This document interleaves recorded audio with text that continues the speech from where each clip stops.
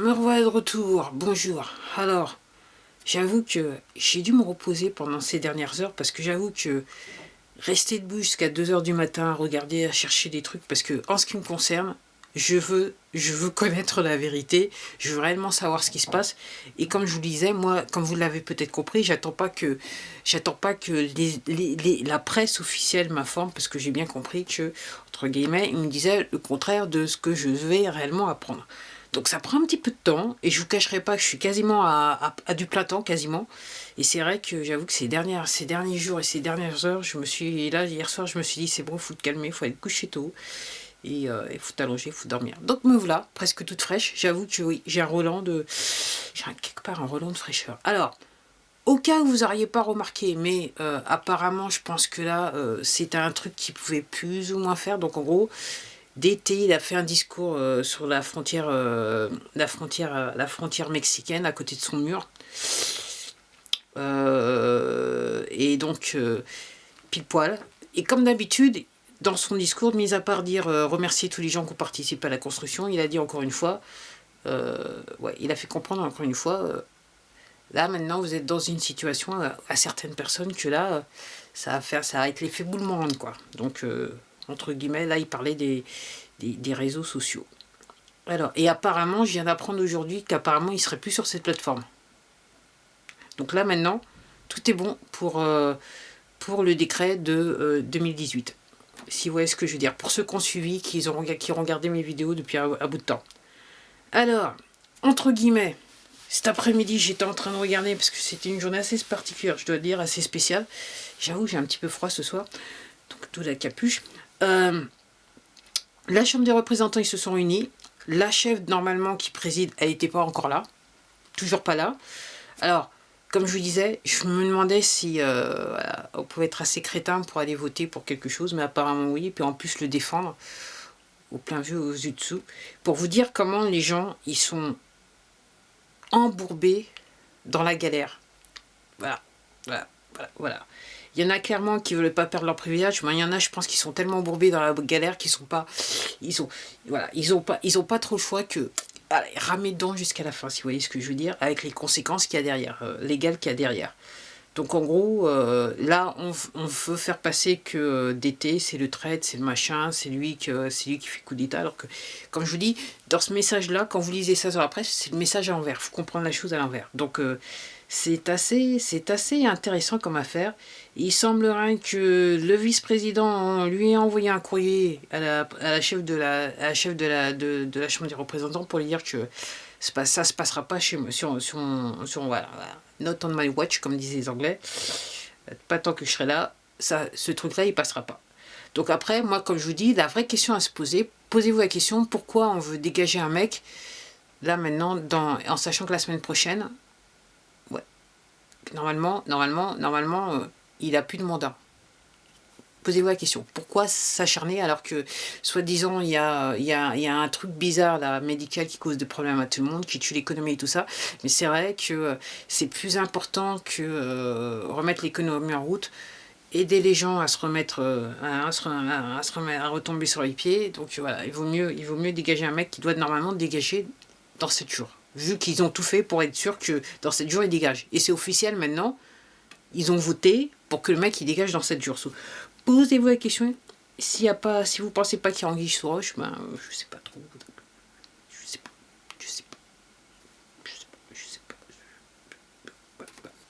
Donc en gros, le vice-président il a fait une lettre officielle que vous pouvez retrouver là sur internet si vous cherchez un petit peu bien, faites comme moi, cherchez un peu quoi. Alors, apparemment, donc je regardais des trucs là, je regardais des vidéos, et donc apparemment la garde nationale, apparemment ils sont bien dans la capitale, et apparemment ils dorment dans des locaux à même le sol, pour vous dire comment tout va bien aux États-Unis à l'heure actuelle. Ouais, tout va bien. Et là c'est un truc que j'ai appris, que j'ai rigolé, donc Twitter a condamné un pays africain, ils ont fait un tweet, ils ont condamné un pays africain qui, en fait, ont fait en sorte que leur plateforme et d'autres plateformes, Facebook, que la population n'ait plus accès à ces plateformes à travers les fournisseurs d'accès Internet. Et donc là, ils ont fait un truc, ils ont condamné, ils ont dit oui, c'est les libertés qui sont machin. En fait, c'est un petit peu l'hôpital qui se fout de la charité. Donc allez voir, vous allez retrouver, si vous tapez bien, même sur cette plateforme, je pense que vous allez retrouver le tweet, parce qu'il n'est pas piqué des hannetons, c'est réellement... Et là, c'est réellement là. Et donc vous, si vous trouvez ça normal, en gros, voilà comment on se moque de vous. Voilà comment on a pris l'habitude de se moquer de vous pendant des années, de moi, hein. Je me mets pas de côté, voilà. Donc voilà, donc si vous trouvez ça normal, ben voilà, bah écoutez, là on se moque triplement, quadruplement de vous, exponentiellement de vous, et vous trouvez ça normal. Voilà, c'est tout ce que je peux dire. Voilà. Alors pour les gens qui savent l'histoire, donc il y a des choses, il y a des messages qui apparaissent, qui ont apparu de manière régulière pendant un certain nombre d'années. J'irai pas dans le spécifique, mais ceux qui connaissent, qui sont un petit peu plus plongés dedans, ils vont comprendre.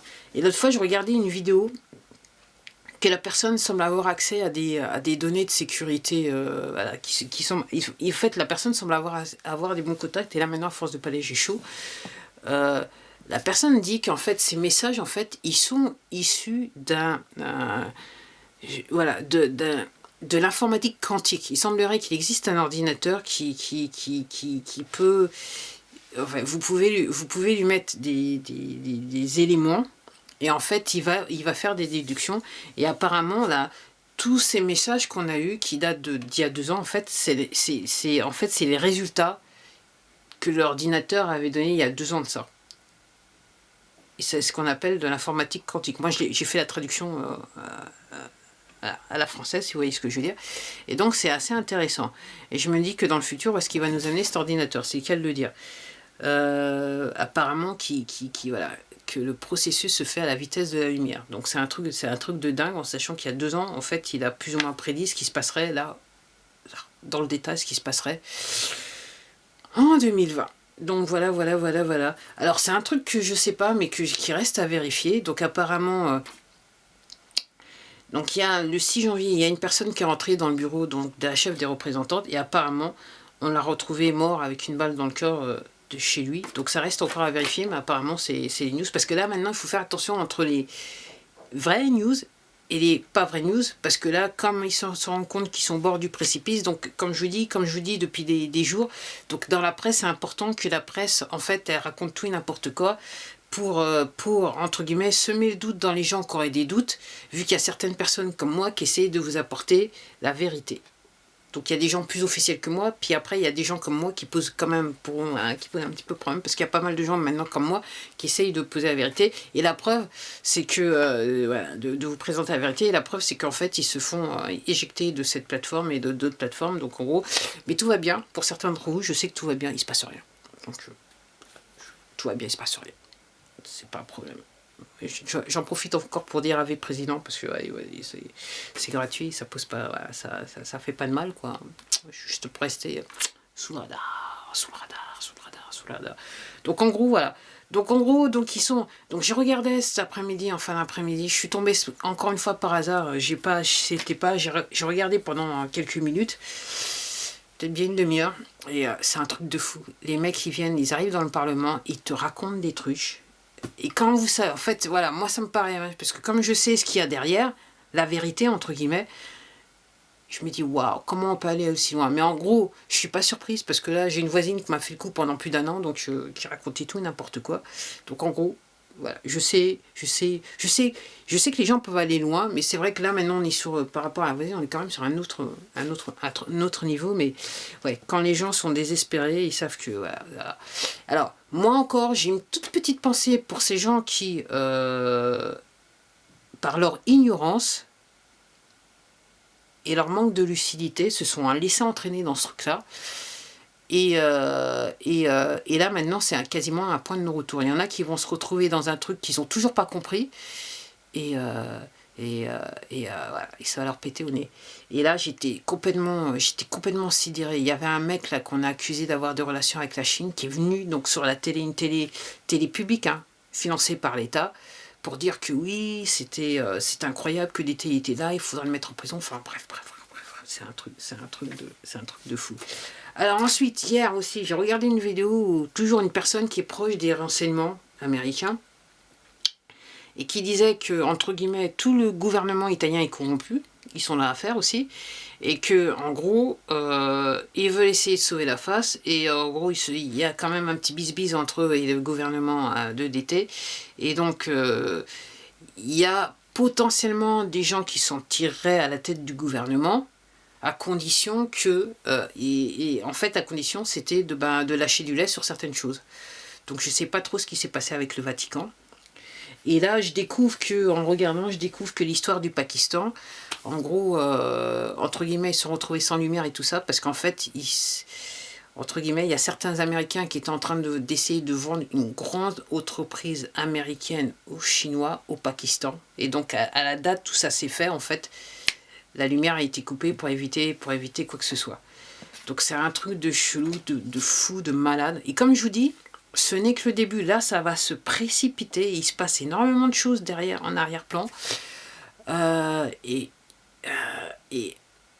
quand la vérité va être lâchée, ça va être du lourd. Je vais vous dire, ça va être du lourd. Voilà. Et pour tous ceux qui disent que c'est pas vrai, patati, patata, qui comprennent pas ce qui se passe, vous allez plus avoir mal à la tête. Et je me dis, faites attention, pour ceux d'entre vous qui sont cardiaques, apprenez à vous relaxer un peu, quoi.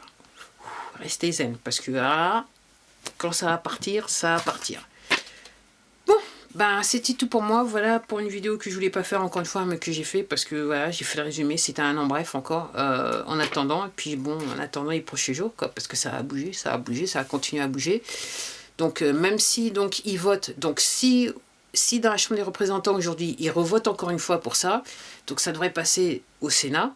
Donc au Sénat, normalement, le chef de la majorité républicaine, il a carrément retourné sa veste, encore une fois. Et je vous dis, tout ça, ce sont des gens que d'été, il était venu pendant les élections, il est venu y pousser, il avait fait campagne pour eux, tout ça. Donc le mec, il a retourné sa veste. Bon, de toute façon, lui, il n'est pas net non plus, ok. Je vais pas dire le mot pour rester sous les radars, mais il y a un petit nom pour lui. Et donc il a retourné sa veste. Donc en gros, si ça arrive au Sénat, il se peut, vu comment ils sont pourris au Sénat américain, donc il se peut aussi qu'ils votent pour ce qu'on appelle sa destitution. Mais là, on va se retrouver dans une situation où le président du Sénat, qui est le vice-président américain, il a fait un courrier pour dire que ça se passera pas tant qu'il sera là. Et là, effectivement, il y a quelqu'un qui m'avait interpellé. Comme je vous dis, apparemment, effectivement, il y a une personne qui disait double jeu. Maintenant, je regarde de plus en plus de vidéos, il y a des gens qui disent double jeu. Mais quel que soit ce qu'il en est, moi je sais toujours pas ce qu'il en est, mais ce qui est sûr, quel que soit ce qui est sûr, c'est que il sera reconduit, notre ami d'été, et en fait, lui, il sera plus là, le vice-président, c'est sûr. Par rapport à ce qu'il a fait, c'est sûr. Donc, qu'est-ce que c'était? Je sais pas. Je sais toujours pas, mais je comprends que effectivement DT a une certaine habitude dans la stratégie, donc il se pourrait que, mais en gros, pour moi, ça n'empêche pas le fait que c'est évident qu'il allait faire, pour moi, voilà, il l'a fait, et que voilà, son futur, sa carrière politique est maintenant finie. Il va être officiellement à la retraite, c'est aussi simple que ça. Allez, c'était tout pour moi. Je vous dis à bientôt à la prochaine vidéo. Prenez soin de vous et surtout, prenez soin de votre santé mentale. Comment vous faites ça? En vous informant. Allez, à plus tard. Au revoir.